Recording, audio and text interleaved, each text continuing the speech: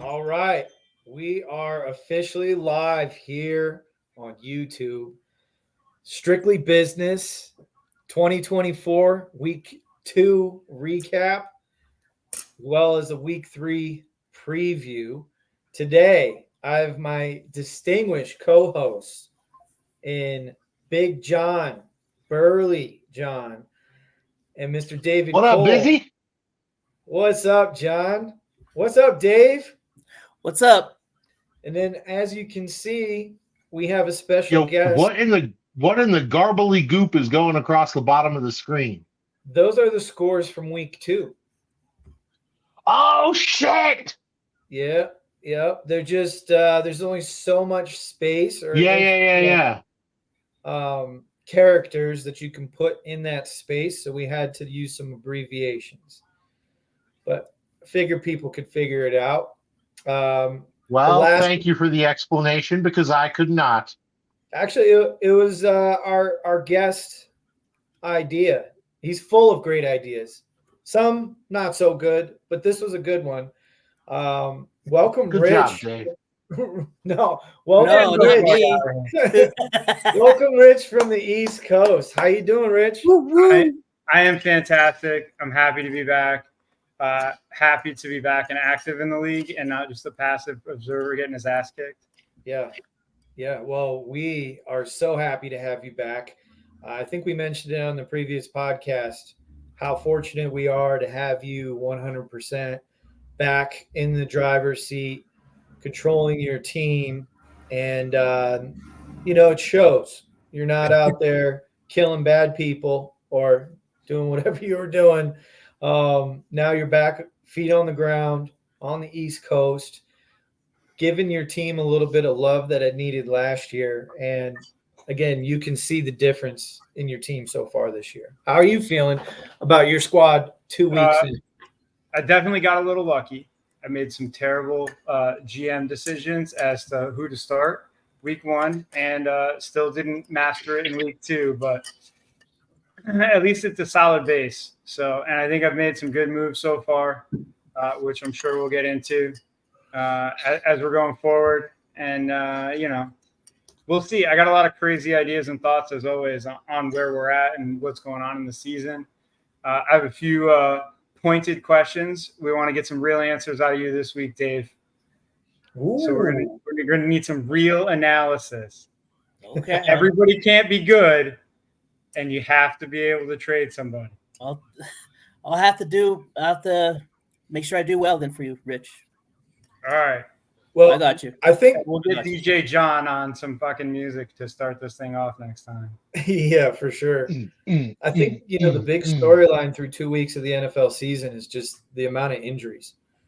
I think every team has some sort of injury that they're dealing with. Like Dave, who on your team is someone that got injured in the first 2 weeks that you're dealing with?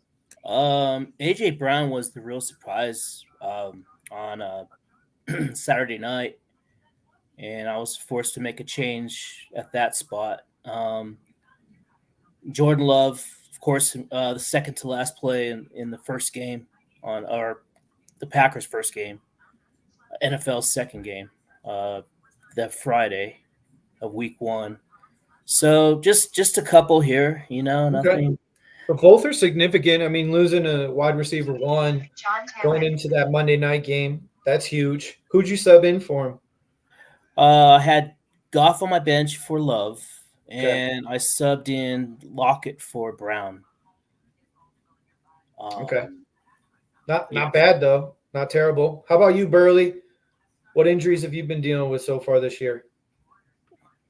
Just that horrible accident that got Devontae Adams knocked out for the season. That's the only one I've had to deal with so far.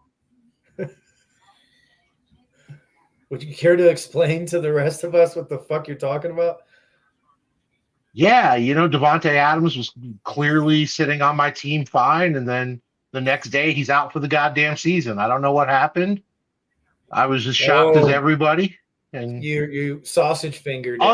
Other than that, no, I've been okay. Okay. How about you, Rich? What are you dealing with? Good luck. I don't know.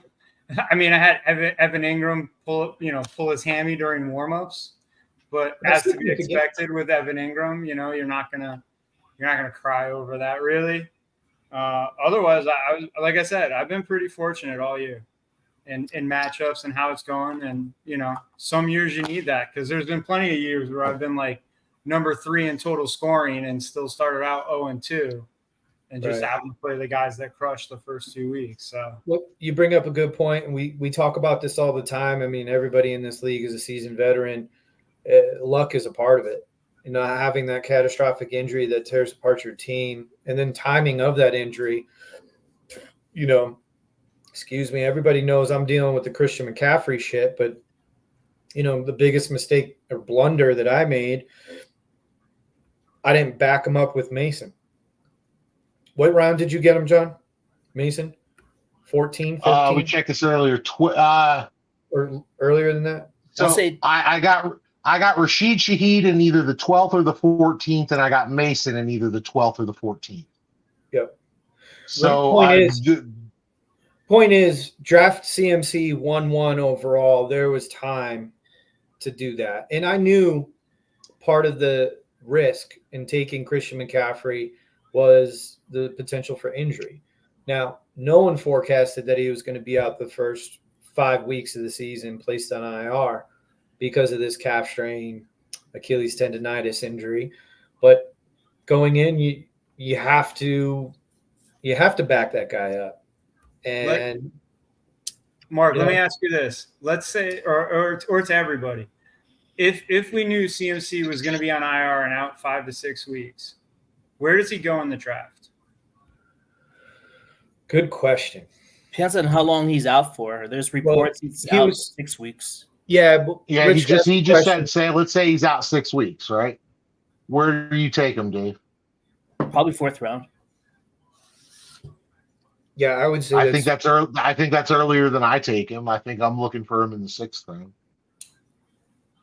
Kind of depends on the flow of the draft. I mean, depending on the tiers and how you have your running backs. I mean, Ricky jumped on Nick Chubb. I forget when, maybe the 8th round, 7th round, but earlier than I was thinking Nick Chubb would go for sure. Same. But doesn't that kind of so I know one of the things we all struggle with is the trades. We all get big poopy about people throwing shit deals our way. And then we get, we're like, oh, how dare you do that? But isn't the reality of it is currently, if you were to redraft right now, where would you take that guy? Isn't that how we should kind of objectively think about what their value is? And I'm not saying this to point a finger at you. It's just an easy one. But you can think about all the guys that way. Terry McLaurin. Where would he go in the draft right now after what we've seen in the first 2 weeks? What is his value? And people I think should be a little more objective about their evaluations of players. Yeah. McLaurin would definitely be at least a few more rounds added to wherever he was taken at. I think he was taken in the 6th round, if I'm not mistaken. End of the 3rd. John took him. End of 3. You're definitely mistaken. It was 4th. Woo, way off here. Okay, but first pick in the 4th. Yeah, I mean, definitely smaller. I mean, for sure. Big difference. Big difference. 36 it may just take a little 37. bit longer for a player like McLaurin to excel in this offense based on expectations than expected, for sure, with what's going on with Washington. Well, I think we undervalued Cliff Kingsbury too, in the type of offense that he runs. Everyone thinks he's this air raid, push the ball down the field play caller. He's not. He's a slow, methodical play caller. And what he doesn't do is get creative with his star wide receiver. McLaurin in the first week started on the left side of the offense and played on the left side of the offense the entire game. Now, he did move around a little bit against the Giants in week 2, but not much more. You can say it's a rookie quarterback all you want, but, I mean, again, this week he had 8 targets, 4 catches for 20-something yards. That's just, That's not 4-1 draft pick value. But there's a bunch of guys that you can pick out that went before McLaurin that have flopped a little bit. Then there's guys, that you steal later in the draft. Going back to Mason, John was, he was savvy enough to jump on Mason. 14th round. Now he's a top 5 running back until McCaffrey comes back. And then when McCaffrey comes back, you'd have to think they'd split some time until McCaffrey ramps up. I mean, I read a post that I don't even want to repeat this, but I already understand the trade value of CMC. It's not there. I'm not going to trade him. I'm just going to let him, sit in my IR spot. But I mean, as Christian long as you McCaffrey- keep racking up W's, there's no reason to. right. That And if asset can just sit in the back and mature or not, and you keep winning games, right? Exactly. Because if I was 0-2, things would be much different. 2-0, I can let him marinate there in the IR spot. But the post I saw was potentially McCaffrey may not be back until the fantasy playoffs, which is week 14 is the last game of the regular season for us. Wow. Moving on at full speed, meaning he'd probably come back but wouldn't get a full workload until the playoffs. Like Now- San Francisco's got to buy week 9, right? So it makes Right. sense. Week 10, Is they it would 9? probably target. 9 or 10. Yeah. 9. Either way, So though, that's what makes sense. I mean, So shit. and then, like you're talking about, ramp him up slowly. I don't want to underestimate. I told you, get rid of the headache or buy the aspirin, man. You ain't want to do either. No, I ate it. I feel like I have a good supporting cast that can carry me to, at worst, a 500 record. So if I'm 5-4 come week 9, would I be happy with that? No, but getting a healthy Christian McCaffrey back, I mean, shoot. Maybe. And I think you're primed to make the playoffs in this league. Would I win the division at 5-4? No. But again, I'm 2-0, staring down the barrel of being 3-0. So we'll see. We'll see. And you're right. I sat on it. I waited. That's on me. But now I'm going to eat it because there is no value. There's just no value. The only value is to keep him. Hope he returns at some point in the season. Hope he returns to shit, even 75, 80% at this point of what he could be. Maybe I'm crazy, and maybe you just don't want to pay the price, but there's still value in you picking up Mason, and then you got the aspirin. I thought With about the it. headache. I thought about it today instead of Jacobs, just so the league knows. Me and John were pushing around the idea of Jacobs for Ramondre, but I don't like No. We were What? pushing around the idea of Jacobs for Rice, and we were working on other pieces with it. Don't. Right. So the problem with that is there's a disconnect because obviously you're not going to trade me CeeDee Lamb for Rashee Rice. That just doesn't make sense. But True. there's a gap. There's a big gap in your roster between your wide receiver 1 and your wide receiver 2. I think Shaheed might be your wide receiver 2 right now. I think Shaheed is my wide receiver 2 right now. I don't have a problem admitting that. Yeah. I don't know where that came into play there, but My point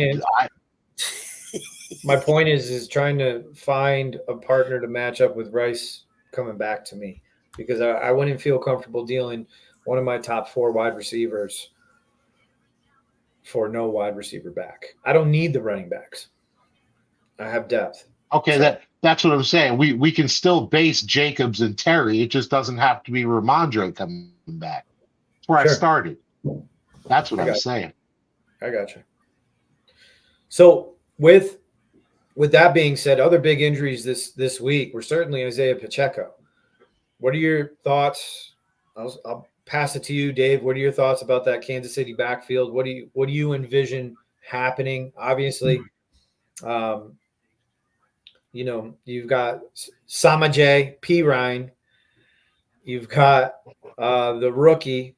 What the heck's his name? Carson Steele. Carson Steele. That's a great football name. How can I not remember that? Undrafted rookie. Yeah. Perine and Kareem Hunt to the practice squad, and the Chiefs signed Keontae Ingram today, former Cardinal Browns player. Well, it's a mess, but maybe I think it ends up being Kareem Hunt's backfield, because right now you just got such a mess with all this muddled backfield where it's hard to tell from a fan perspective what the heck the Chiefs are going to do right now. But I think it's going to end up being Kareem Hunt's backfield. Okay. Rich, what are your thoughts? I think it's going to be a complete and utter mess. They'll use a different back on every down. Like, I think Andy Reid's going to be very strategic with it and surgical. And don't forget, CEH is still coming off of IR, who they didn't cut, and they could have. So these are all that dude was on the team before all these other people we're talking about, right? The concern with CEH is whether or not he's actually going to come back week 5. Because my answer is, who gives a shit? Yeah. Like, is that really a game you want to play? If you're desperate, sure. Yeah. My question is, are injuries really up versus other years, or are they just more profound in the time delay and like how long people are out? That's a good question. I'd like to know. Or are we all just captives of the normal, this is what's happening? I mean, injuries are injuries, but it seems like they are at an alarming rate this year than years past. Yeah, but to Rich's point, it's more big name players and for extended periods of time in which they're going to be out. Like you brought up Evan Ingram. There's a good chance probably doesn't play this week. Usually hamstrings 2 weeks. Same with A.J. Brown. They're most likely not going to play this week. I'd be surprised if either one did play. It's just one of those things, like, I don't know, injuries happen. That's why we added the IR spot. I can't remember, what was that, 3 years ago when we were bitching at Nick for trying to have like 9 people in IR spots during all those years. Like, I don't think injuries are that big, like that much more than any other year. I think we're just all captives of the moment because of the names. Sure. John, what are your thoughts about the KC backfield? Who would you pick out of those 3? I think I'm going with Steele out of it, but I don't feel good about it if I had to pick him. Obviously Carl likes Steele a lot, huh? Yeah, we'll get into that. Put down 110 fabs. So, and Nick rostered CEH coming back, right. So pretty much every option's gone unless somebody took Keontae Ingram today. Not me. Dave, here's my question. Dave, why are you not taking one of your running backs? You just put James Conner on the block. Right. And going and making a deal with one of these 2 knuckleheads. He's on the block. I mean, so we'll see where it goes. What do you think is fair value 1-for-1 for James Conner? That's a good question. I mean, honest value would be, maybe if I can upgrade the running back spot, maybe I have to. Maybe if I have to throw in like a throw-in receiver or something like that, or a running back, maybe I can get to that next tier of running backs, from where I'm at. Yeah, but Dave, that's not an answer. That's an answer. If there's one player, you're doing a 1-for-1. What is an even trade for James Conner 1-for-1? I don't know. I mean, similar players in his tier. I mean, CMC, Ramondre, players like that But I would assume you're not going lateral for another running back. You want a wide receiver for that spot. You have running back depth. Yeah, wide receiver is always nice to have, but it's just What wide receiver would you trade one it's for just one? a little trick. It's just it's just a little. In this league, it takes a little bit more skill to put up a trade for a wide receiver, than most other leagues. So I'm still getting used to that part. I don't agree. I don't agree with that at all. I think Dave, if I offered you Garrett Wilson for James Conner, do you say yes or no? Are you offering up Garrett Wilson for James Conner? I'm asking in the hypothetical. No, I'm asking you.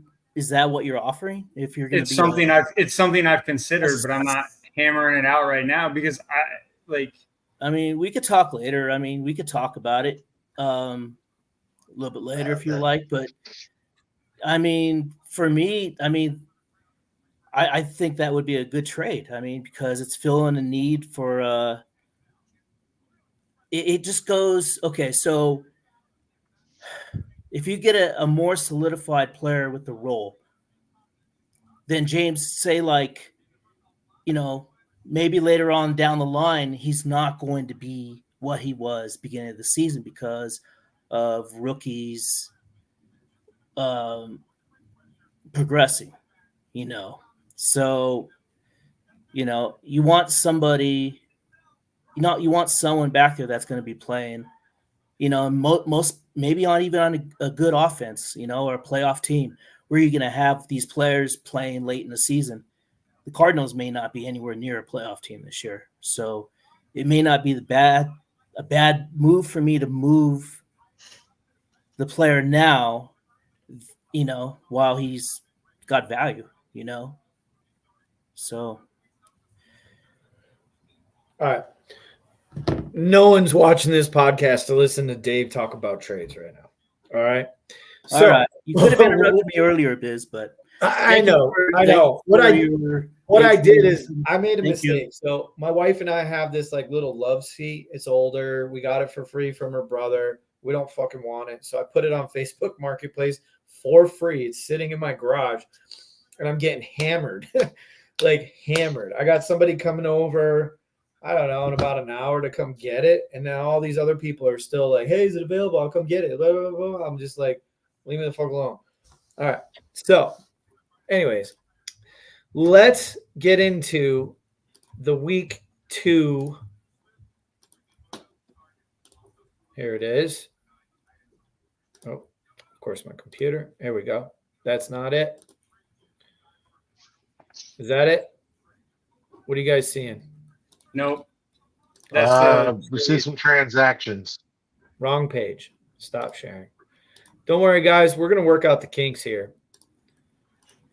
Don't mind me. I've only had this much of one beer. All right, so let's try this one. That should be it. Nope.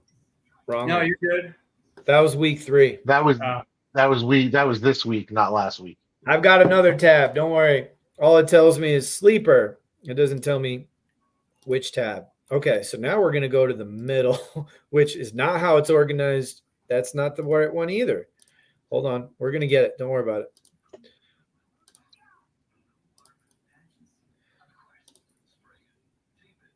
Okay. Week 3 still? All right. Let me just go to there. Is it? No, there it is. Back on week 2. Okay. Week cool. 2, baby. Awesome.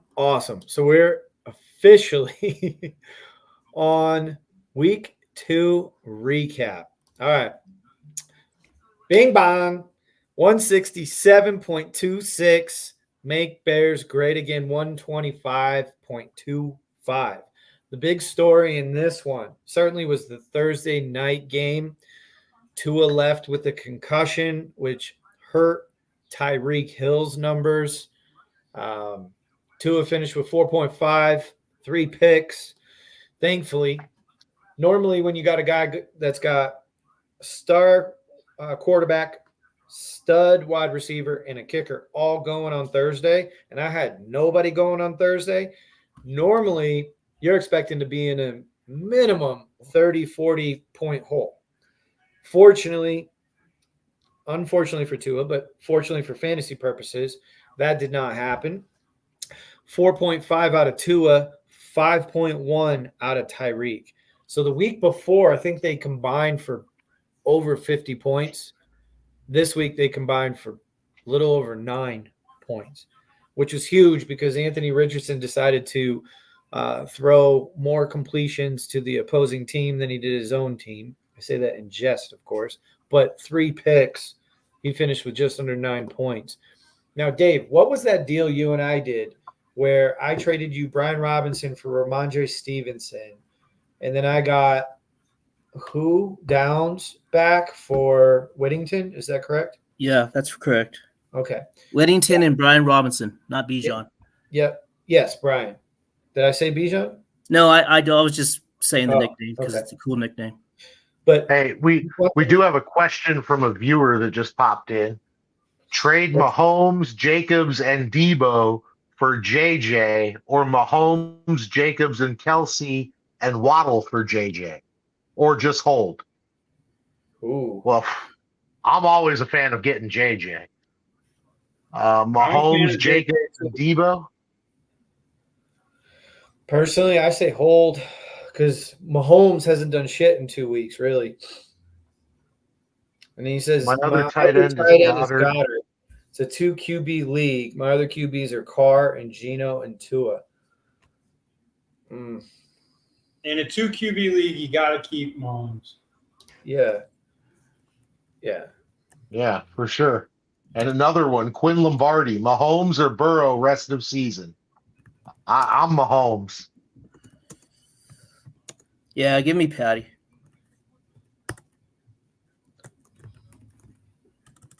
I think Oh, okay, that's you. If scoring doesn't improve in the NFL, is quarterback that important? Not in a 1 quarterback league, but in a 2 quarterback league.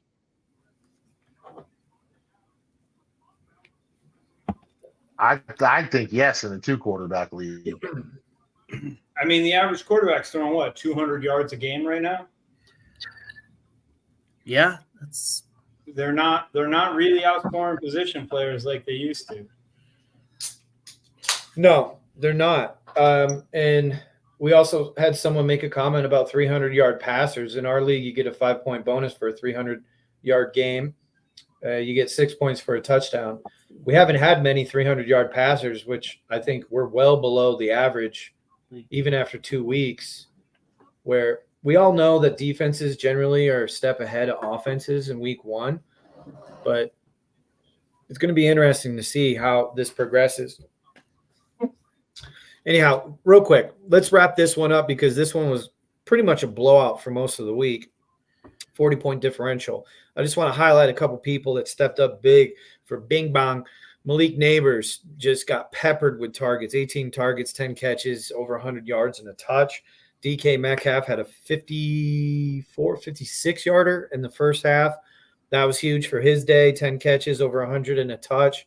Olave chipped in. Rashee Rice had a bomb touchdown as well, 5 for 75 and a touchdown. Donnie Mitchell, thanks for showing up.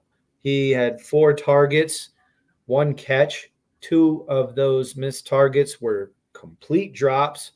And then I had Houston show up in a big way against Chicago. Now, Chicago's got to fix either their offensive line or their protections or play calling or all of the above, but they got walloped. 7 sacks for Houston.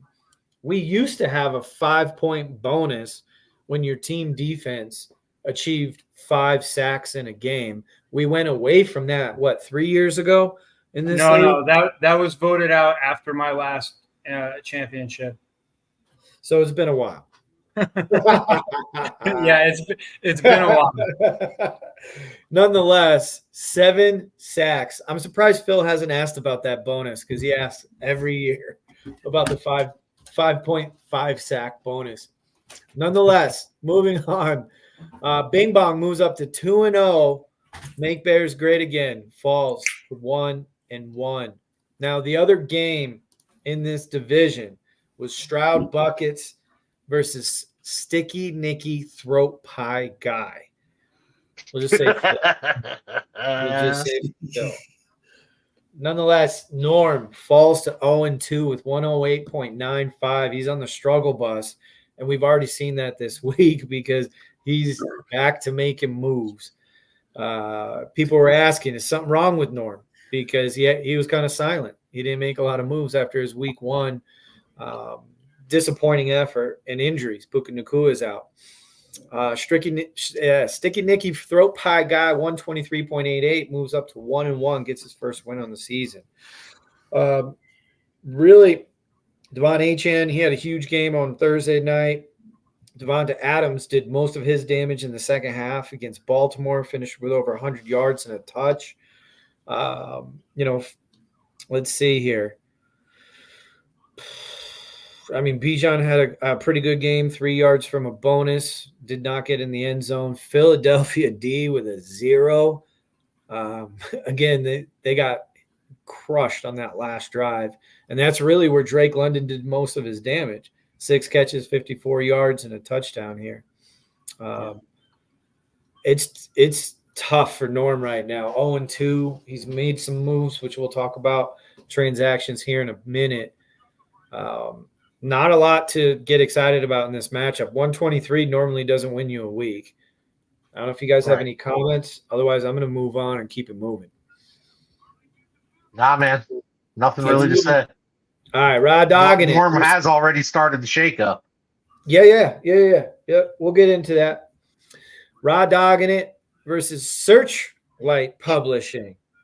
126.74 gets the victory. Rich, you move up to 2-0, knocking Ryan, who's normally a strong starter, down to 0-2. Rich, you want to talk about this matchup? Jaden Daniels, not what I thought he would be. Saquon got Kellen Moore. Otherwise, he probably should have had a much bigger day. They were running crazy. I don't know. It was definitely a rough Monday night trying to watch that game. What I was rooting for, because it really did come down to he had Jalen Hurts and the kicker, and so it was like points, stop, field goals. Didn't know quite what I was rooting for, but as usual, it's great to have Jay Jetta on your team. Kind of always makes everything better. You know he's going to show up, even when he gets hurt. He still has great games. Love that guy. You know. Derrick Henry, not sure if he's what we thought he was yet this year. And maybe that's to be said for all the Baltimore Ravens. I was scared to death of Joe Mixon.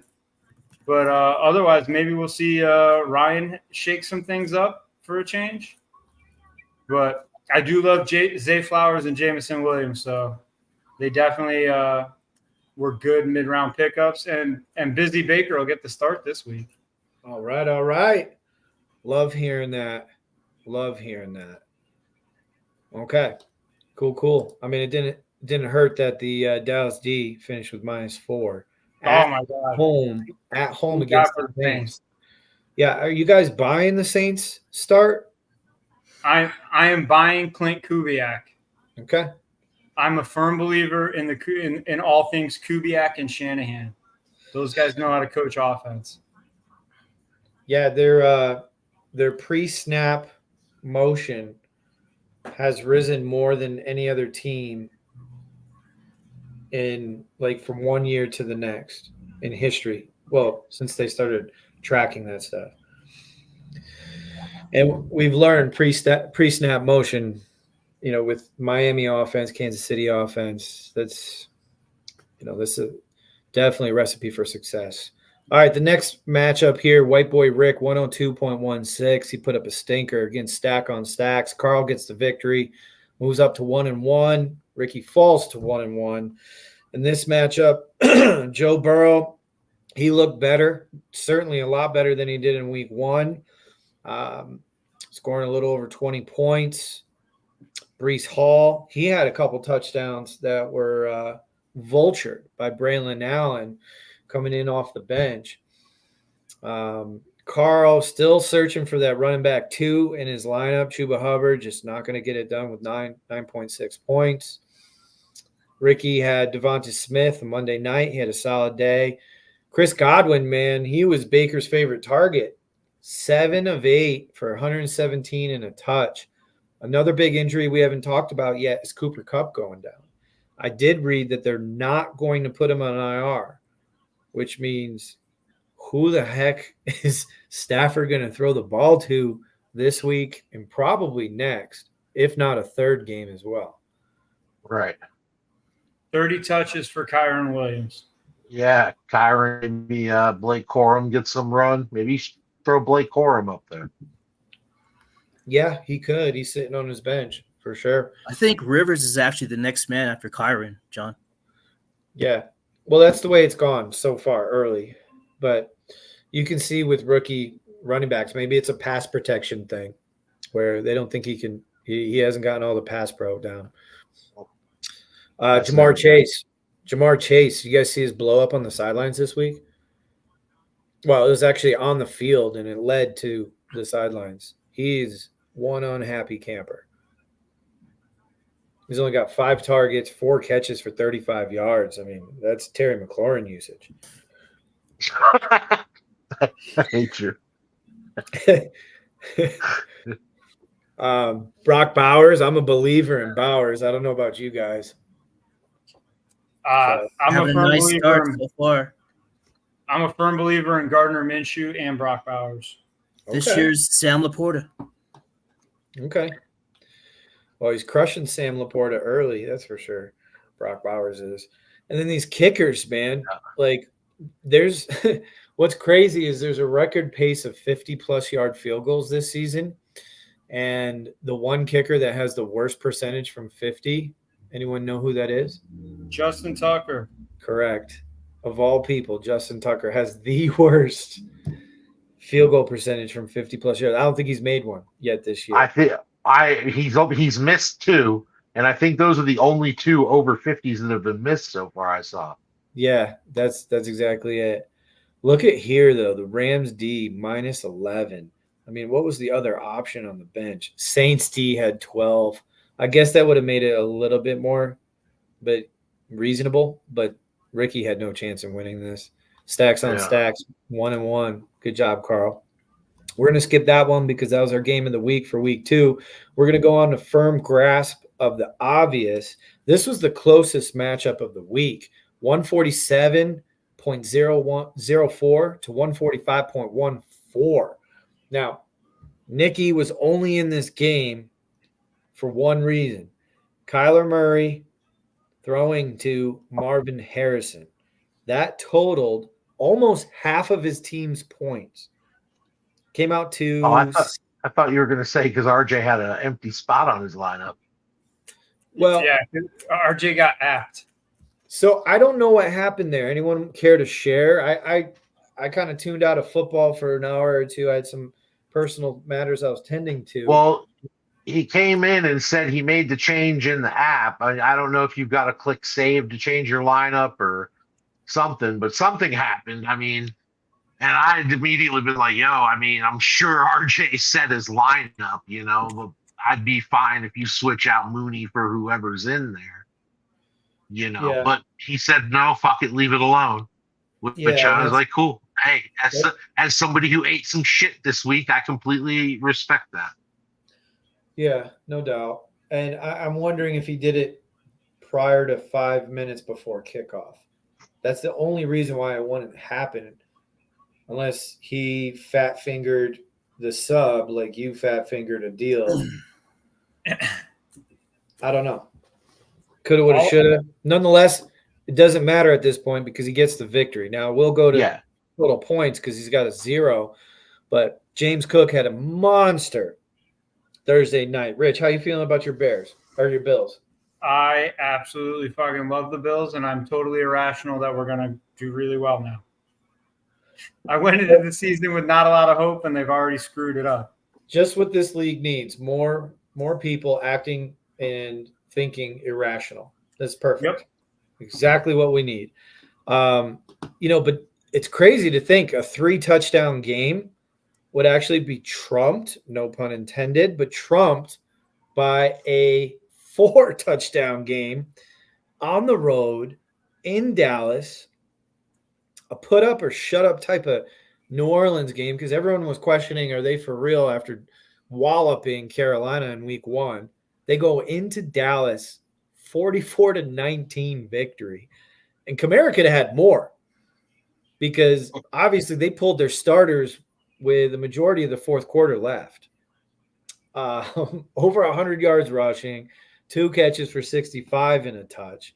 I mean, you look at Cook, you look at Kamara, those two numbers equaled out the monster day from Kyler and Harrison. So this was a good battle. Obviously, again, you got the Keenan Allen 0. He was a scratch on Sunday night. Ridley had a big game, 1 through the air. He had a touchdown on the ground as well. I don't know, man. I'm just looking at Nicky's team, and I feel like Nick's team's in trouble, because obviously he lost Pacheco, and that was right at the end of the game. So it didn't really affect all of his stats. He probably would have had a little more, maybe even got that bonus, the 90 yards or over 100. But you remove Pacheco from this lineup. You got Kyler Murray, sub. Rashad White is now dealing with some injuries. I know he just made a trade with you, Rich, for Garrett. You scooped up Garrett Wilson. He made a trade with Norm. Oh, okay. He traded Garrett Wilson to Norm, who then traded him to Rich. Okay. See, we'll get into transactions here in a minute. Thank you. Yep. But he's relying on a bounce back Mark Andrews, a Brian Thomas being consistent on four targets every week, and then it's just ugly. It's ugly when Jerry Jeudy's getting thrown in every trade. Like, bro, it's tough. You look at his bench. I mean, I know his bench changes quite frequently, but he's banking on Kareem Hunt to make a difference. That's probably going to be his RB2. It's scary. Like, here's the thing. Like, Nick's in trouble because of like stuff, but like you and RJ basically getting nothing out of your first round draft picks and still doing well, which makes it even scarier. Because imagine if Pat Mahomes and Travis Kelce decide to show up for a game. Right. Yeah, good point. I mean, we're going to go through the standings here in a minute. First, we need to get to our week 2 game of the week, which was 2 of our co-hosts here, Takeover versus Business Ethics.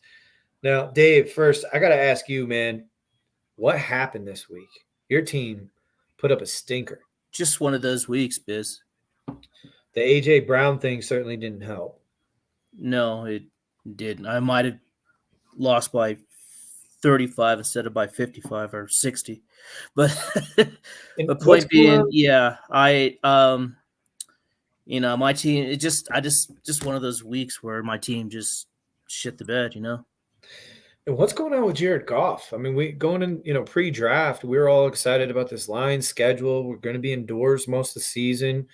Mm-hmm. 2 subpar efforts. I mean, 2 picks. He threw for over 300 yards, but they were trailing late in that game. A lot of that were Stafford stats. Any cause for concern for Jared Goff this year? It's still early. It's only the second game of the year. The Lions have a lot of other areas on their team where they can rely on to win the games.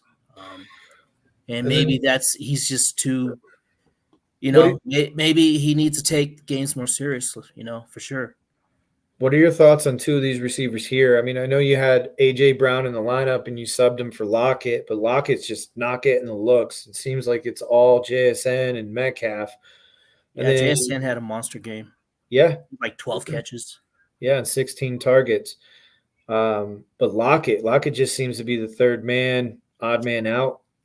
Well, yeah, I wasn't expecting, wide receiver 2 numbers, from Lockett, obviously. But, yeah, 2 catches for 15 yards is hardly any production, But, I mean, that's, Yeah, no Jordan Love. I didn't have that connect with Jaden Reed. Jaden Reed ends with 5.60 points. 2 carries for 37 yards, 2 catches for 9 yards. Ayuk, he's still not in the groove, but I expect that to change. Hopefully very soon. Yeah, you would think now that Debo's going to be out at least this week. Certainly Jaden Reed's value got hurt with the quarterback situation, Love being down. But Laporta, what round did you draft Laporta? I drafted Laporta end of the 3rd. Yeah. James Conner's been a stud for you. He's been solid. Yeah.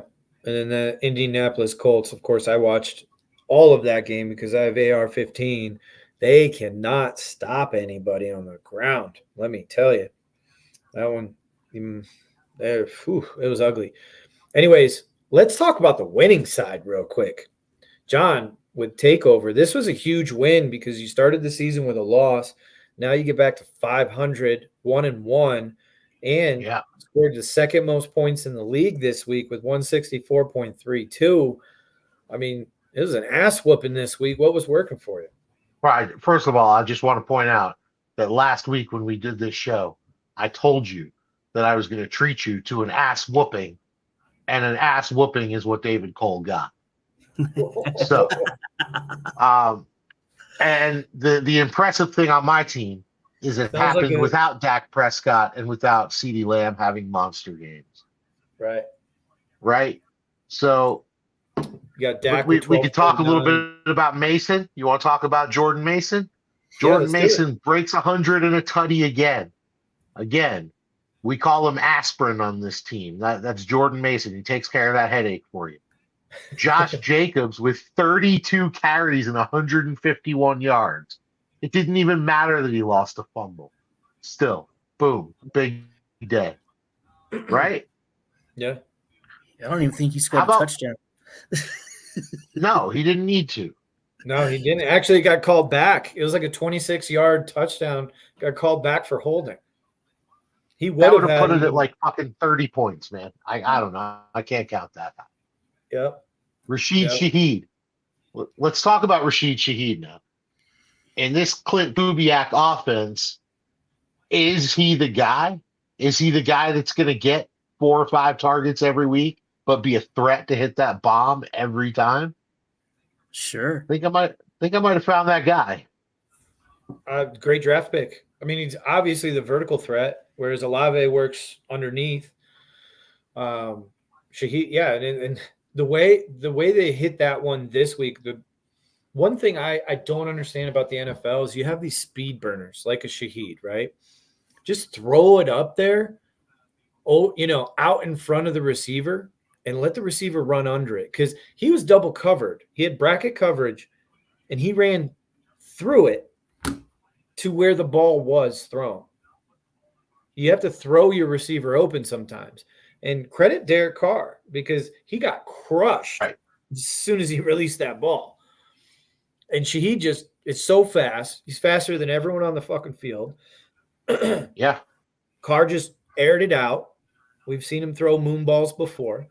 Aired it out, and Shaheed just runs under it. I don't know why more teams don't try that. They take their fastest wide receiver, let him run as fast and as far as he can, and the quarterback just chucks it in the air to a spot, not to where the receiver is, and let the receiver go get it. That's essentially what they did. I don't know. It was an amazing play. And it's just down the middle, too. Yeah, the Saints look for real, man. They look for real. They look good. How about your boy JK? You think it's sustainable, John? John? Did we lose you?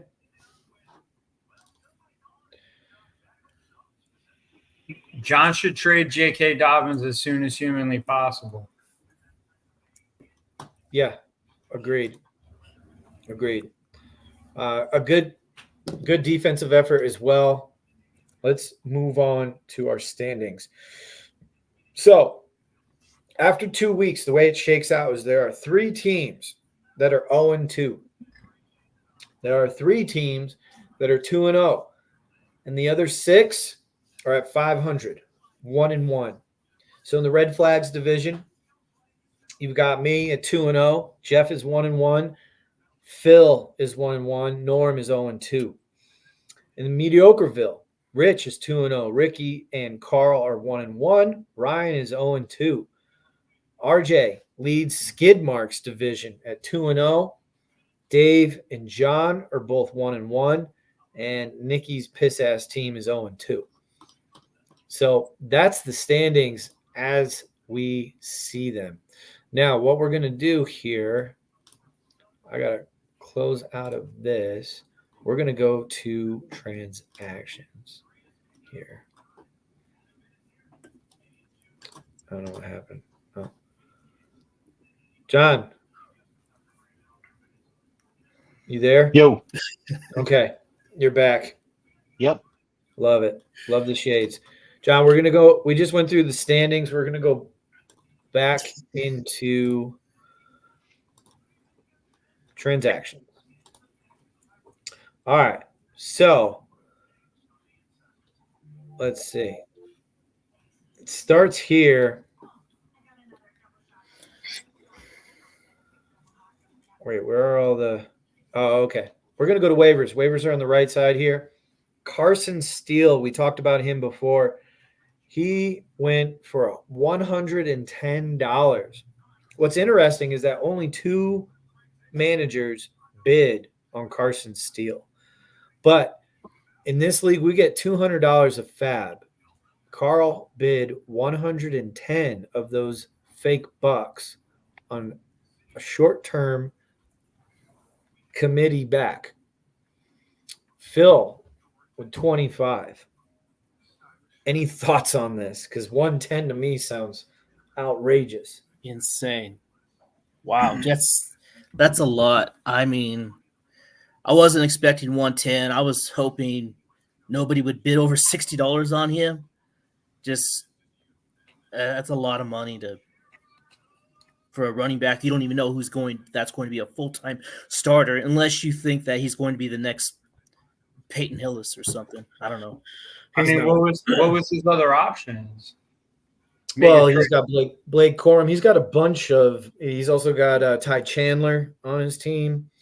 He's got a bunch of that, handcuff running back situation going on, along with Gibbs. Jahmyr Gibbs is his number 1. That was the mistake he made in the draft, and he admitted that to me, is that he didn't take a second running back until Blake Corum.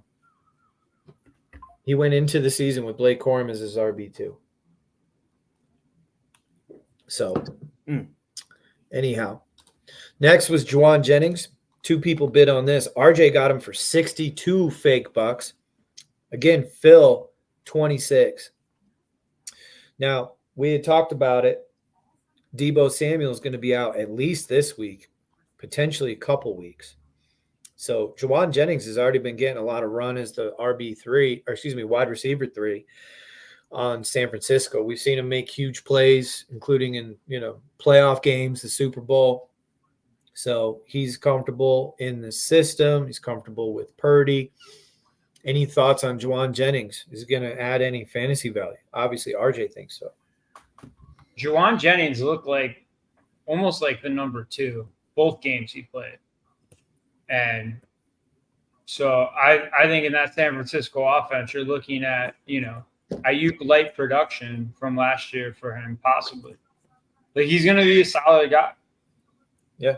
But now Debo's out, and Ayuk's production in the past has always gone up when Debo's out. I think Juwan Jennings is going to get a percentage of that himself. I agree. I like Juwan Jennings. Kind of pissed I didn't bid on him. I wasn't going to bid 62, so I wouldn't have gotten him, but should have been on my radar. That was a mistake. I would have been somewhere in the 40s on him. Yeah. Green Bay Packers defense. Now 3 teams bid. Ryan got it with 38. Burley bid 33. I bid 9. Really, the reason why, I'll just tell you why I bid on them is because of their matchup this week. They're playing against Tennessee. And I'm not that threatened by Tennessee's offense at all. So, and I think the Packers defense is underrated. I was surprised they were on the wire to begin with. All right. Next, Jalen Naylor, who has looked really good. Nikki picks him up for 37 fake bucks. McKeever bid 5. Ricky bid 0. John just texted me and said that's he's a in. lot. That's a lot of fab for a dude who's probably going to be the number 3 wide receiver this week. Why do you think Addison's back? I mean, he has the potential. Like, I mean, you're bidding, what's that like? Let's see, like Addison's 15, in my 18. starting lineup, but he didn't practice today. But so Naylor could definitely take a bigger role, no doubt. Now, if somebody gets hurt, it'll be good. Oh, hold on. What's John talking about? There he is. All right, now we got you. What's up, buddy? What up? I'm inside. Fuck it. Yeah, now you are. Welcome back. All right. Anyhow, Hunter Henry. There's 3 bids. I bid 34. John bid 21. Norm bid 12. You guys know my situation. I've been, Dalton Schultz was my tight end. I've made it very public that I was looking to upgrade that tight end. I think Hunter Henry is an upgrade. How big? To be determined. Certainly loved his usage in week 2. But we'll see. I don't see them throwing to the receivers. They're dumping it off to the backs or tight end. I think tight end is the number 1 target.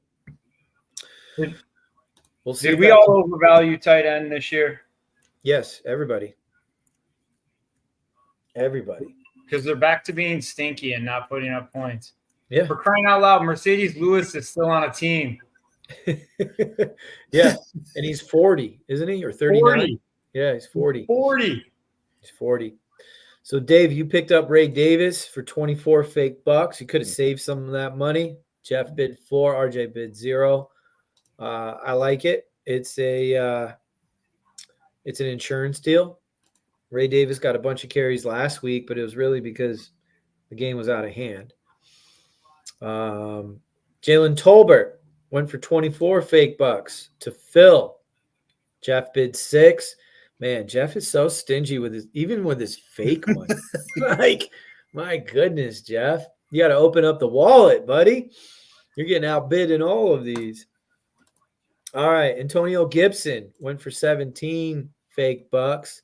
Norm bid 7, so I'm glad I got Gibson because I already have Ramondre. I figured might as well insure that back. Antonio Gibson's looked good in 2 weeks. It's a run-heavy offense. Then we got Adam Thielen went to Jeff. Finally, Jeff landed someone. Yeah, Adam Thielen.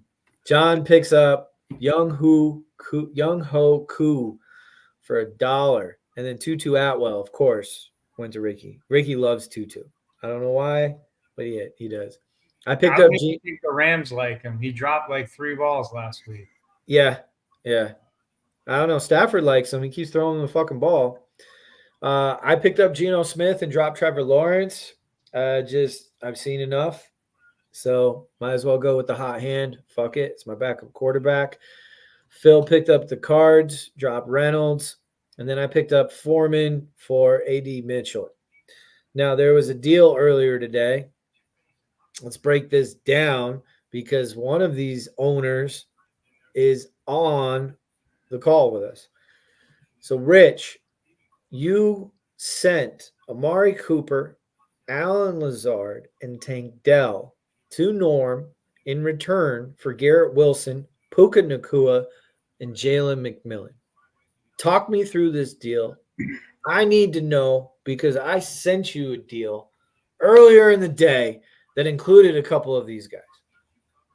So the way I saw it was, first of all, Amari Cooper is miserable. I don't know if you've watched any of the Cleveland Browns. The dude's not even running half his routes because he doesn't think the ball's coming to him. He was in that Terry McLaurin. He had like 9 targets for like 20-something yards last week. and he is very vocal about not wanting to be there. He was rumored to be one of the people they were going to trade to San Francisco for Ayuk. So I had basically seen enough. I know that Norm is a big Amari guy.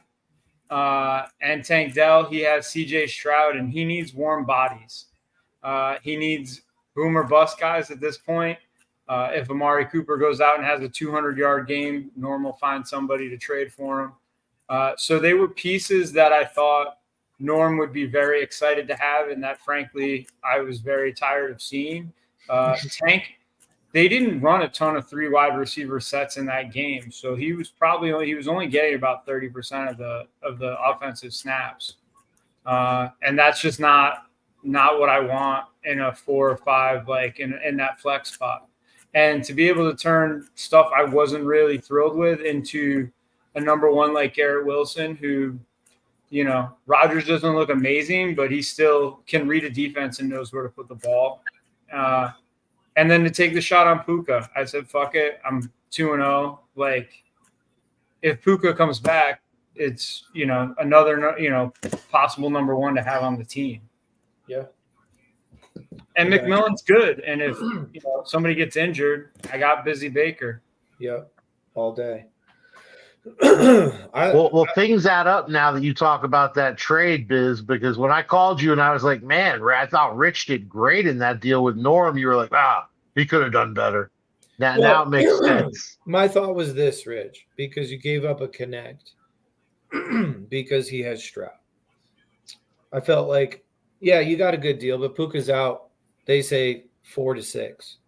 And what I've learned about Puka's injury is that the chances of re-injury upon return are very high if he doesn't come back when he's fully healthy. And he has a history of injury. I mean, what is the injury? Huh?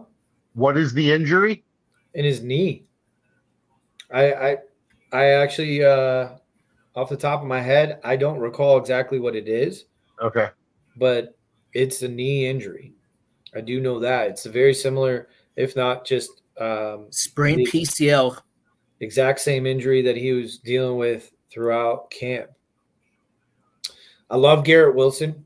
I agree 100%. Aaron Rodgers is not the Aaron Rodgers of old. So certainly that hurts Wilson's value. Do I think Wilson was a 1-2 turn pick if we were drafting today? No. However, I like what I've seen. I like the fact that he is clearly their number 1 target. And that's good and bad, because it's like, who else on the outside from the Jets do you have to cover besides the running backs coming out of the backfield? That's my only concern. I love Garrett Wilson. I'll gladly take Garrett Wilson on my team. I'll be honest with you, Rich. I was trying to buy low both on Tank Dell and Amari Cooper. That's why I was a little sour on it. I know Amari's not happy. I know that if he caught that 55-yard touchdown that went through his hands, this would probably be a different story.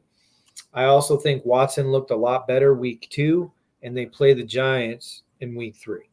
So if there's going to be a game where Cooper could maybe have 5 for 75 and a touch, doesn't have to be a blow-up game, because I don't expect that game to be a shootout, but a more normal par Amari Cooper type game, I would think it would be this week.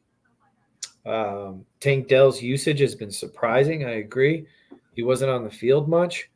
And when he was, he made some mistakes. He made some costly mistakes. He dropped a big 3rd down play where it stalled their drive, and he was wide open. So, yeah, I don't know what the heck's going on with Tank Dell. I mean, as everybody knows, I drafted him, and then you and I did the draft night trade during the draft where I picked up Olave for Tank Dell. But I'm a Tank Dell fan. I don't know what's going on. I didn't have Puka rated high. I thought his first year, rookie year, was like straight up just an anomaly. And with his injury history, I was not high on Puka. Now, I'm very high on Garrett Wilson. Love Garrett Wilson. And I feel like Rodgers is only going to get better as long as he continues to stay on the field. because you got to think, man, like you miss a whole season at any position, but at quarterback, there's going to be some rust. And then your first game is on the road in San Francisco. Like that, the NFL did not do the Jets any favors. You know, and now they're coming back on a short week playing the Patriots. I think Gonzalez is going to, you know, blanket coverage Wilson, but Gonzalez got beat last week. DK made him look fun, you know, made him look foolish. So it's there for the taking. Again, I'm a big fan of Garrett Wilson. Jalen McMillan, young rookie, looks good. I think he's boom or bust. Definitely a flex play when needed, 100%. I would take McMillan over Alan Lazard, if that's saying anything. Yeah, and you know, he's a dude that I can sit on the bench, and he's a guy that if anything happens to Godwin or Evans, I have Baker. He's clearly their number 3. They do like him a lot there, and I'm shopping Garrett. Like, Yeah, you are. You already hit me up about it. I hit you up. I hit Carl up. I'm shopping Garrett Wilson. Right on. Right on. All right, boys. I'm looking for a running back and a wide receiver. Okay. Well, I have both, so we could talk for sure. All right. Week 3. Before we do this, we got to kind of pick. We didn't talk about this before. Great work, guys. Who the game of the week would be? Can't be Dave. Dave was in it last week, so was John. Ooh. I kind of like this Rich versus Rick. Yeah. Ryan and Carl's probably pretty good. Yeah, Ryan and Carl is a must win for both teams. But we're going to start here because we know this isn't the game of the week. Bing Bong going up against Sticky Nicky Throat Pie Guy. Now, I think just looking at the quarterbacks, Flipper, he's got Baltimore playing at Dallas, A-Rich at home against Chicago. Both are playing tough defenses. Baltimore's 0-2 and needs a win. Bad. I'm just hoping Lamar doesn't run for over 100 yards. But I think he's got the edge. Anyone disagree? Nope. No, not with the way ARs looked. Yeah, dude, I mentioned in group chat, it's a freaking roller coaster watching AR. Like watching those Colts games the first 2 weeks is like if you're sitting next to me on the couch, you're probably nervous for my heart health because it is so frustrating, but then exhilarating. It's like I've had neighbors ask me, like, hey, you know, when I'm watching UConn basketball games, they're like, hey, the next day, they're like, is everything okay? I'm like, yeah, why? They're like, well, the windows were open and we could just hear you yelling. But we knew something was going on because, like, out of nowhere, you just be like, yeah, let's fucking go. So they're like, we know you're not arguing with your wife. It's just like, you're really loud. I'm like, yeah, that's how I tend to be. Sorry. You're a real fanatic for those UConn games. Oh man, it's on a different level. But watching these Colts games, man, let me tell you, I'm on the edge of my seat with every drop back. Running back matchup. I got Stevenson playing tomorrow night at the Jets. Tony Pollard's playing home against Green Bay. He has Kyron, who Rich thinks is going to get 30 plus touches. And right now he's got Javonte in the running back 2 slot. We all know he's got Achane somewhere tucked in his lineup. I believe I have the edge, at least in these 4 players. Anyone disagree with that? These 4, but he's got Bijan and Achane. No. Yeah, well, that's where he kicks my ass, is in the flex. I'm not sure. I'm not sure Kyron gets 30 touches though. No, I don't think so. I mean, I mean, 20. who else is going to do anything there? Cody Parkinson? So Brandon Ayuk, without Debo the last 3 seasons, has a 29% target percentage. Without Debo. Mm-hmm. I think he's going to get a lot of work. Yeah. All right, Dave. Thank you for that stat. That was wrong. I'm so sorry. Moving on. Same I'm like, game. what is he talking about? Moving on. Same What? game, different guy. My bad. Wide receiver matchups. I think it's pretty obvious. It's weighted towards one side in the starting wide receivers. So we'll carry on. Pitts and Henry. Again, who knows what Hunter Henry's going to do? I'm a firm believer that Kyle Pitts is touchdown dependent at this point. Then again, like you said, John, he's got Achane and Bijan, which certainly, are better than Rashee Rice and Samaje Pierine in my flex as of today. Kickers are kickers. Right now, I've got the Houston defense at Minnesota.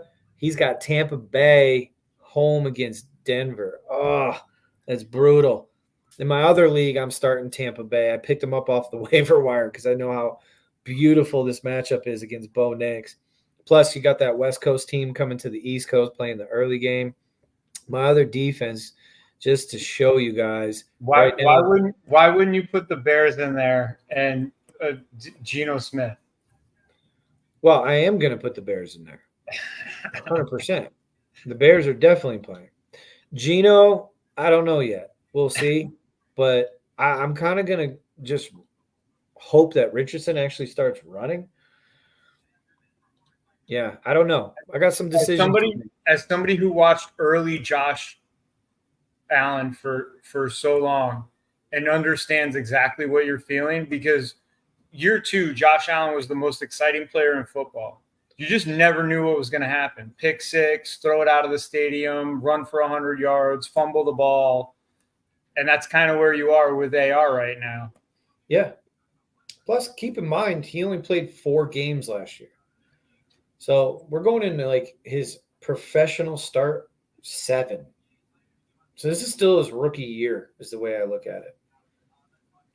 So the potential is amazing, but there's also going to come with some catastrophe, which is my heart and my neighbors. Nonetheless, Phil is projected to win. I'll be honest, guys. I need my wide receivers, my 4 wide receivers, Neighbors, DK, Olave, and Rice to blow the fuck up this week. I need a good start on Thursday to put me in the driver's seat going into the weekend. Otherwise, I think this is going to be an uphill battle. So, next, Stroud Buckets versus Make Bears Great Again. Right now, Jeff is favored by 9. Let's take a closer look. You got Stroud at Minnesota in the early window. Looks like Jeff's going to start Carr, and that's a good start. That is scary to think. What if New Orleans does Philly the way that they just did Dallas? Because Philly didn't look great on D. Especially their secondary. They got some holes in their secondary. And they got run all over. Yeah. And it's in the dome down in the bayou. So I almost think that's a good line. I wonder what the line is right now. But if the Saints are getting any points, might hammer that one. I'm going to look it up. Yeah, please do. Running backs. You got Norm's got Singletary, Zamir White against Aaron Jones and Najee. I give the edge to Aaron Jones and Najee. Anyone disagree? Nope. Okay. Nope. I mean, I know Vegas is playing Carolina, but wide receivers, DJ Moore, Tank Dell, and JSN against Tyreek with no Tua, Nico, who showed up in the injury report today, and he's running out Michael Pittman again. I almost feel like Michael Pittman is bench worthy right now. He is not lived up to his draft capital at all. I think this one's closer than it looks because, again, Tyreek is playing with a backup quarterback. I think Nico's going to be fine. He'll play. But can you trust Michael Pittman right now? I don't think you can at all. I mean, his only other option with Debo doubtful is Adam Thielen, who he just picked up, which is cringeworthy. So, yeah, you're right. He's forced to start Pittman. I mean, Thielen with the red rifle, though. Yeah, that's what I'm saying. That's better than Bryce. Shit. And by the way, the Saints are giving 2.5. Okay, so they're laying points. Yeah, which means Vegas still thinks Philly's a better team. Yeah. Yeah. That might be the Stucker bet of the week, though. Everybody and their mother is going to bet New Orleans. Yeah. Yeah. And then watch Philly go in and beat them by 10. Yep. Interesting. I might just stay away from it. I don't like that line. Goddard versus McBride. Definitely give the edge to McBride. I mean, Goddard has only been getting, Stafford stats at the end of games. Norm now has Amari Cooper and drafted Deontay Johnson with Red Rifle as the quarterback against Dobbs and Swift. I still give the edge to Cooper and Johnson here. Norm doesn't have a kicker. Doesn't matter. Then he's got Cincinnati playing Monday night home against Washington. And then Jeff has the Pittsburgh D home against the Chargers. Interesting. Overall, though, things play out. I like Jeff's team. Anybody have any thoughts on this matchup? Yeah, Norm's team sucks. It's going to continue to suck this week. Norm better hope Minnesota's not very good. Speaking from experience, 0-3 is not a fun place to be. It's miserable. The rest of the year is a complete grind. Complete grind. You're just wishing on a prayer. All right. Raw dogging it. Stacks on stacks. So here we've got Ryan trying to avoid an 0-2 start. Carl just picked up his first win of the year last week. You got Jalen Hurts versus Joe Burrow. Hurts plays on the road in that Philadelphia Saints game we were just talking about. Burrow at home Monday night against Washington. And Washington's D, speaking from experience again, watching the Giants, who just carved them up through the air. More specifically, Malik Neighbors. But I think Joe Burrow is going to have a big game. Jalen Hurts, he does not look like Jalen Hurts of the past this year yet. No A.J. Brown, most likely. That is a hurt on Hurts as well. I give the edge to Burrow. Derrick Henry, Joe Mixon. I don't know if Joe Mixon's going to play. They said it's like a slightly high ankle sprain. I don't know how you have a slightly high ankle sprain, but he did not practice today. I doubt he plays on the road in Minnesota, but who knows? Derrick Henry at Dallas. That's a tough matchup. I know Dallas just got gashed last week. It wasn't so much the yardage they gave up. It's the fact they can't fucking tackle. It looked like Kamara was bottled up on a couple of occasions and he broke through. So it'll be interesting to see how that game plays out. Again, Baltimore 0-2, traveling to Dallas, who's 1-1. Jahmyr Gibbs and Carson Steele. Again, I don't know how you start Carson Steele, but it's a Sunday night primetime game. Wide receivers, you have Sun God, Waddle, Christian Kirk, who I told Ryan today, Christian Kirk is a borderline drop. He should not be started. It's a prove-it situation. I firmly believe he's a borderline drop. What are your guys' thoughts on Christian Kirk? Yeah, you got it. The nowhere to be Jacksonville found. team looks terrible. Hold on, you're both talking at the same time. Rich, what did you have to say? I said Jacksonville just looks atrocious. Doug Peterson's probably not a good coach. Well, the crazy thing is like the last 6-7 games of the year last year, they were one of the top 5 offenses. And you thought that would carry over because they have a lot of the same pieces, right? For the most part. They have a new rookie wide receiver in Brian Thomas. Obviously, they moved on from Calvin Ridley, but you would think a lot of those pieces are still in place. You signed Trevor Lawrence to the big contract, and he's looked putrid. He's looked terrible.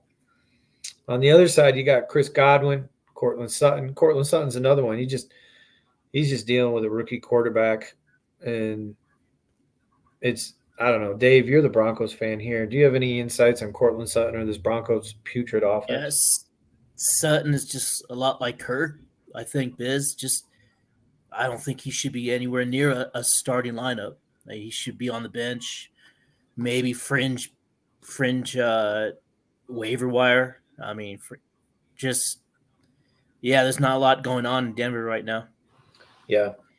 Yeah, it's sad. It's the going from some people that I saw on the local news saying Super Bowl, Bo Nix, he's the greatest. I'd like to see where those people are now after 2 weeks. Should Jalen Waddle be started? Yeah, still? let me know who they are. I'll sell them Bo Nix cards right now. Yeah, I mean, again, I was trying to work a deal. I've been working a deal for the last 2 days to try to get Sun God. I'll just tell the league.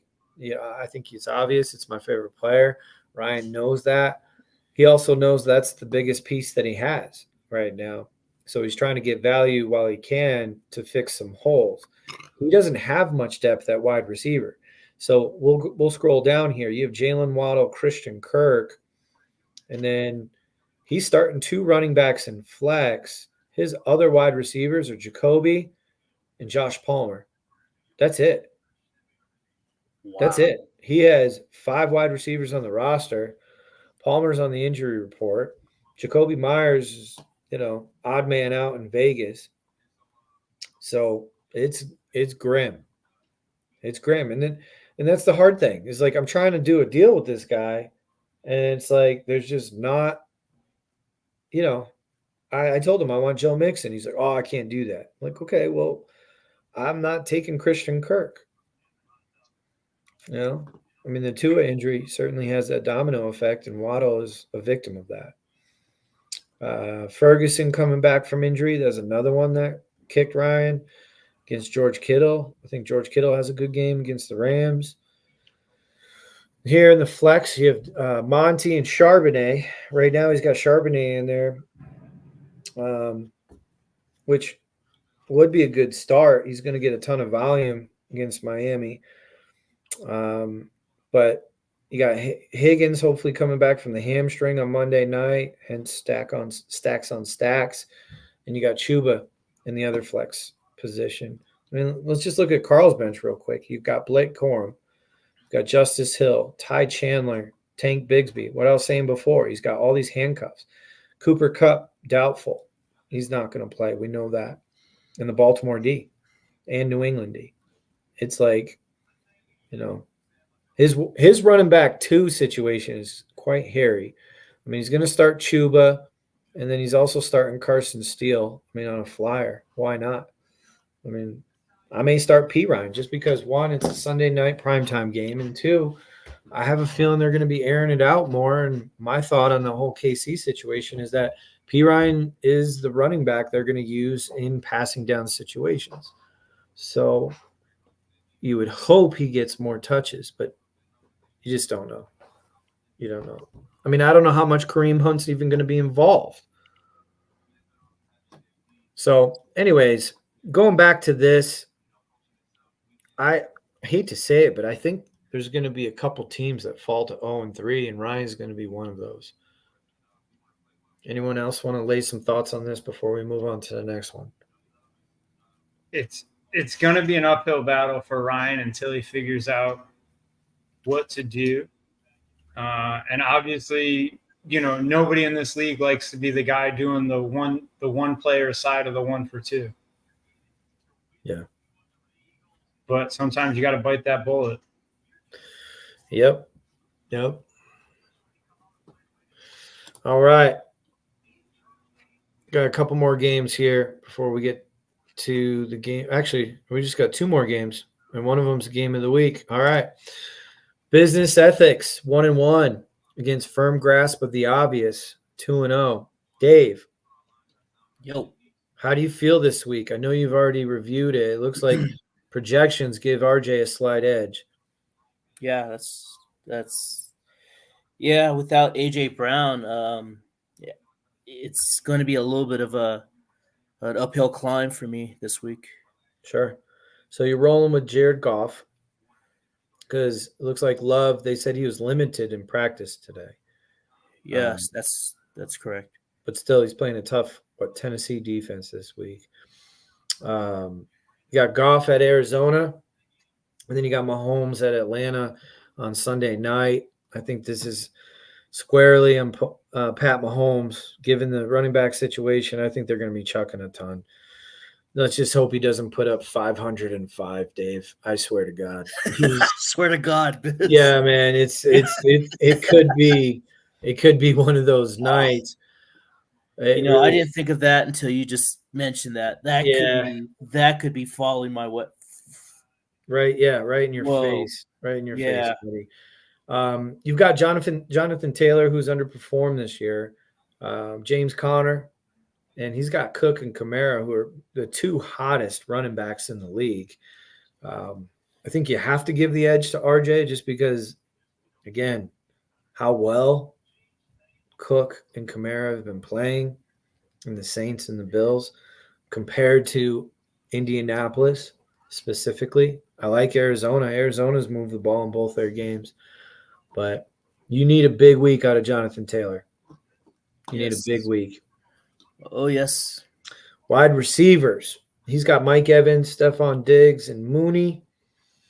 You've got Addison, hoping he can play. Tyler Lockett in the 4th start for A.J. Brown and Jaden Reed.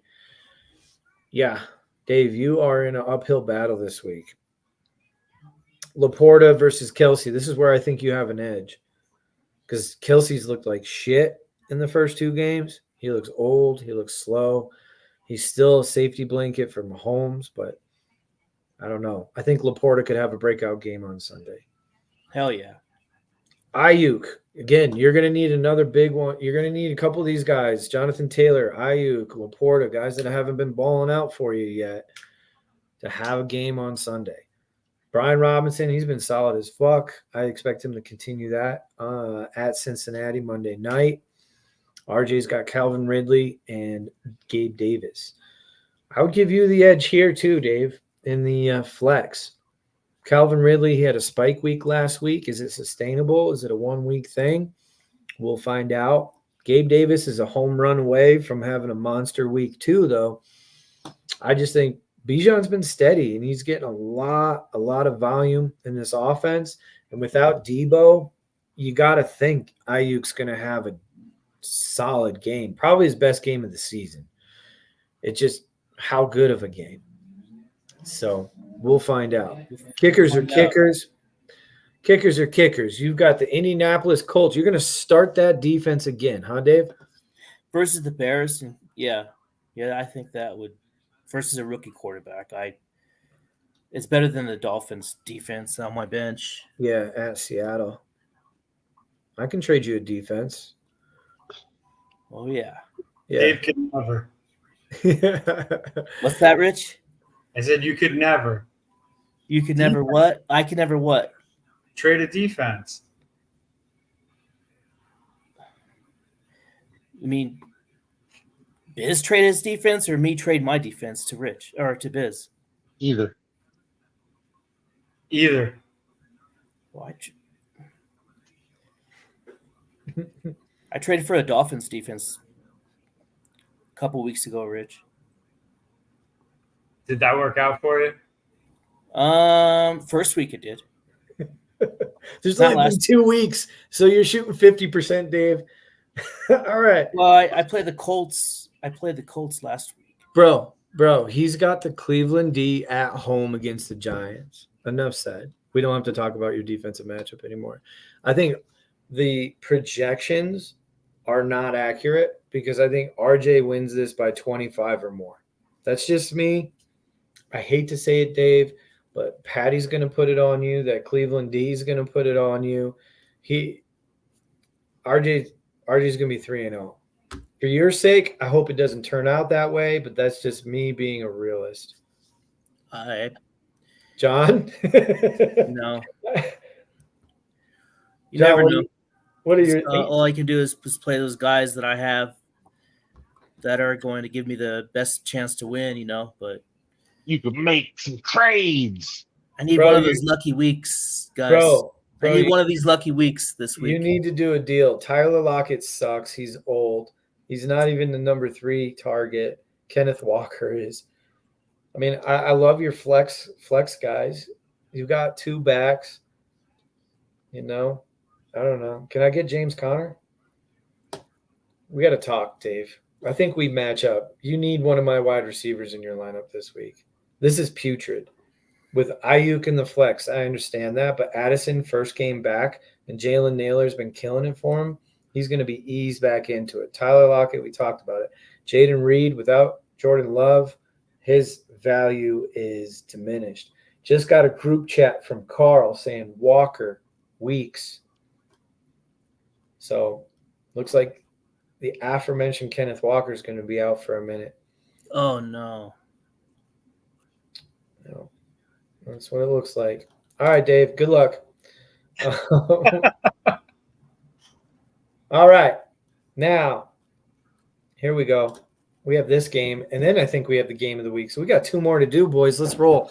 All right, Takeover versus Mr. Slim Shady. John, you're on the hot seat here. How you feeling? I'm playing Nick, that seat ain't hot. You kidding me? Get the fuck out of here. That's what I'm talking about. I mean, you can't lose to Nick. To me, that is a hot seat. Nick's team stinks, bro. I'm not worried about Nick's team this week, which right. usually is a kiss of death. So we'll see how it turns out. But It worked for you last week. we talked about Rashad White, Jalen Warren. These are starting running backs, and Rashad White may not even start. Yeah, he may not play. Yeah. Yeah. And Kyler's playing against Detroit. Detroit's secondary has been a little suspect, but they're still there's solid defense. Yeah.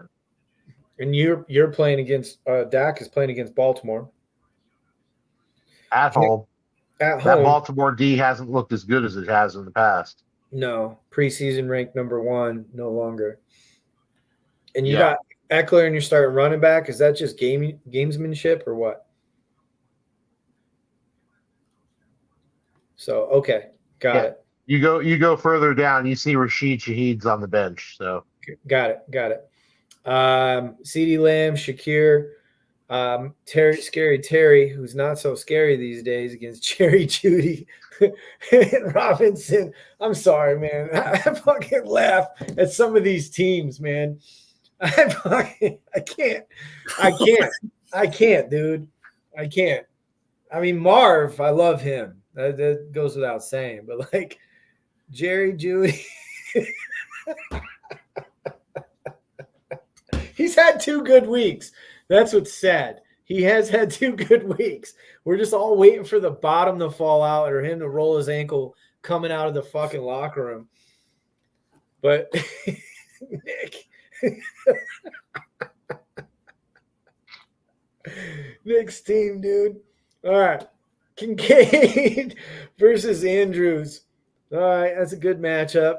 I like Andrews' usage last week. Kincaid, he needs a game. He needs a baller type game. And then here's where you kept J.K. Dobbins, some heavy hitters in your flex. Jordan Mason. He has Brian Thomas and Drake London. So he bought high on Drake London's final drive production on Monday night. He must not have watched the game. I did. Yeah. So, John, you can't lose, man. You can't lose this week. I hope not. I'm surprised the Jets D is projected for 16 plus points against New England on a short week. That's surprising to me. The Patriots are bad. They are. Ask the guy who's got all their fantasy relevant people. I know they're bad. But tried to trade for some of them, but yeah. So Pacheco hasn't been placed on IR yet. Normally Nick jumps on that.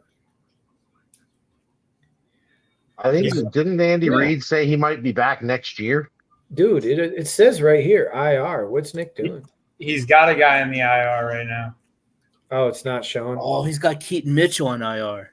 Oh my god. Oh my god. All right, take over 2-1. All right, the game of the week, boys. We made it. This has been abnormally long, but we'll get there. White Boy Rick is 1-1 against Searchlight Publishing. 2-0. Rich, what are your immediate thoughts or your initial thoughts on this matchup? I'm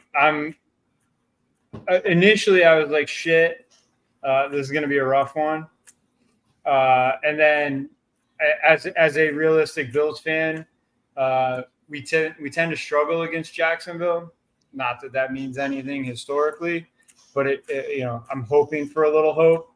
And then I was like, maybe they underplayed Baker. They didn't give him enough love in the projection. He is playing the Broncos, so there's some hope there.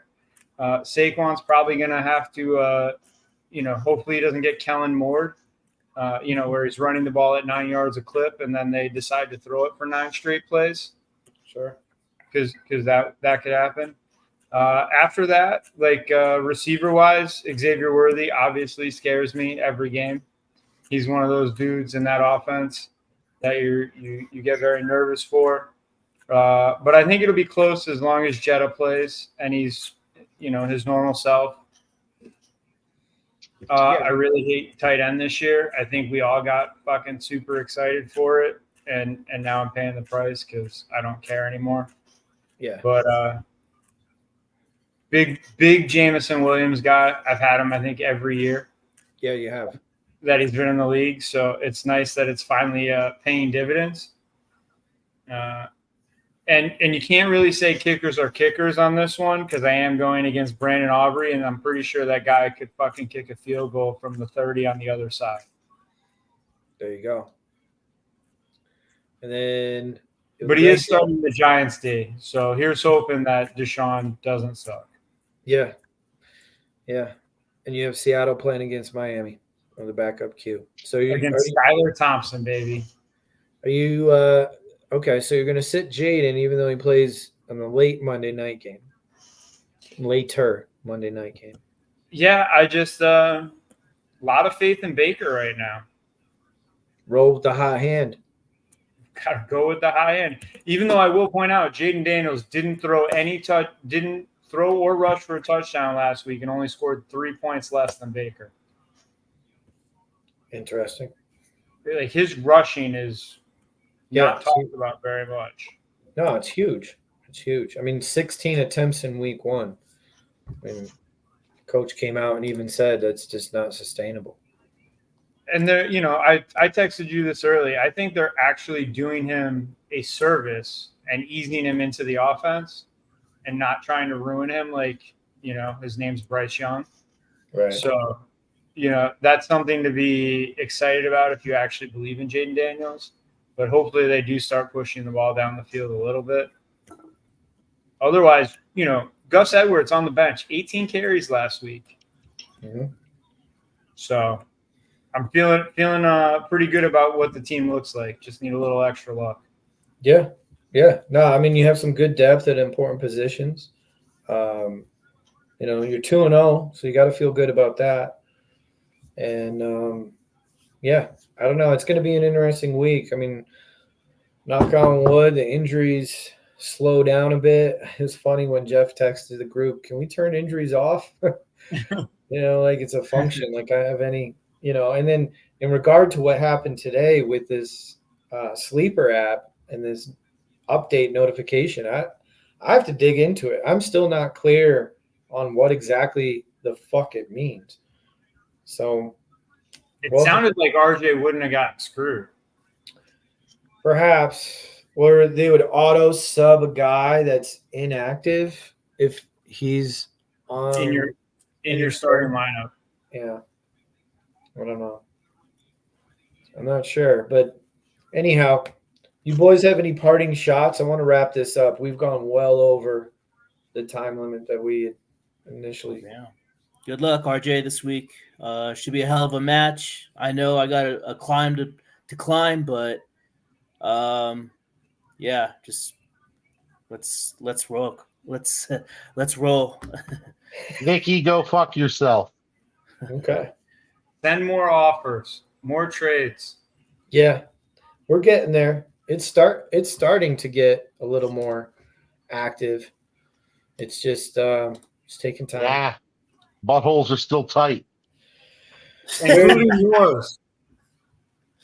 No. Yeah. I tried to help out an 0-2 team today. Granted, I was taking his best player, but I was filling a few holes on his team, and he'd rather be 0-3. So, good luck, Ryan. There's your team name for next year. Fill in a few holes. Yeah, call me Plumber Biz. You got leaky pipes? We'll fill those holes for you. All right, boys. Good luck to you this week. We're gonna sign off on the live feed. Y'all be good. No injuries.